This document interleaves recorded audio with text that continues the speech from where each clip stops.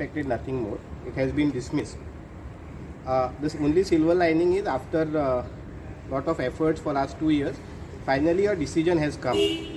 So since the decision is there, now we will take steps to ensure that the correct law in the regard of disqualification for defectors is laid down by the Honorable Supreme Court. We had requested the Speaker to interpret the provisions of the 10th schedule in a manner which prevent defection. Now the Speaker has dismissed the petition. Therefore, obviously, he has interpreted the provision in a manner which promote defection. So, therefore, the order in a single line to say is something which promote defection rather than to prevent defection, which is the aim of the 10th schedule actually. So why the speaker took so long to dismiss the petition? I think the best person to answer that would be the Honorable Speaker, because it was getting delayed. We first approached the Honorable High Court. High Court in fact said that you decide as early as possible. Even despite that order, nothing was happening. Therefore, we were constrained to approach the Honorable Supreme Court. The matter is still pending in the Supreme Court, and I think the decision which has come is again because the matter is pending before the Supreme Court. Supreme Court had to say few things in the earlier occasion when the hearing of the matter took place.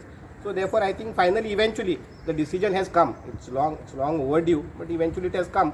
So we will now test whatever the decision has been taken by. So you got the order, sir? We have just got the copy of the order. We had no time to go through it. We'll go through it. But the operative portion which was pronounced, he has said that the petition is dismissed. So grounds has been not been what the grounds or what the matter has been done. Like किती findings आशिल्ले त्यांचे? The finding आम्ही वाचू ना. So operative portionच त्याने dictate केले. So we will go through it and we'll let you know what are the grounds. Otherwise, what we have basically argued is that this concept of some majority of the legislature party one day getting up and say that na आम्ही party merge केली is something which is not provided under the 10th schedule. Basically, if legislature members are given so much of power that without even reference to a political party, on stand-alone basis, political party चे merge करपाक लागले, जाल्यार democracy आनी काय उरलें ना न्ही. Basically, the object of the 10th schedule was to give some importance to the political parties. कितें जाल्लें की जेन्ना 10th schedule enact केल्लो तेन्ना elected members were taking decision as per their whims and fancies. So therefore, to give some importance to the political party, to the role of the political party, 10th schedule was enacted. Now the way it has been interpreted, at least in the present matter, is to say the political parties of kide role aso, but the legislature member can one day get up and say that no, आम्ही merge करता आणि political party merge झाली. To us, our understanding, this is something which is not known to the 10th schedule, and it is contrary to the basic fundamentals of democracy. You can't have such a thing that political party कायच role na 10th schedule. I think that is not something which is in our understanding provided under the 10th schedule. We are not here, the 10th schedule is not to promote defection, it is to prevent defection. Do you think this has to go before a larger bench also, because speakers have been passing similar orders? No, instead of a larger bench, now it is for the Honorable Supreme Court to decide. You guys would be aware that on the earlier assembly session, we had filed a petition. Though the tenure of that session had come to an end, the matter in the Supreme Court has been still kept pending. Specifically because we requested that this is a very, very important question of law. You are required to decide it. So the Honorable Supreme Court has kept the matter pending. It is pending adjudication.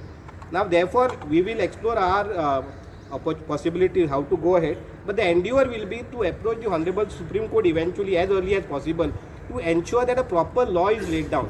Law in respect of defection, whether such a kind of a merger wherein only the legislature party's member take a decision and it is deemed that the merger of the political party has taken place, whether it is correct, whether it is in tune with the democratic principle which our country follows, is something which will require the Honorable Supreme Court to decide.